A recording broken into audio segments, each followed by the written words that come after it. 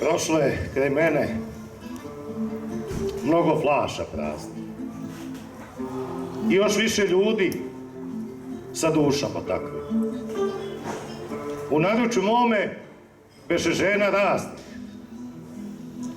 ali samo ti načini ovako.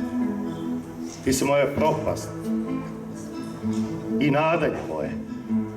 Moje zlato sunce i princeza dame, ti si moj Rubikon i zidine Troje, moja si sloboda i presuda za me.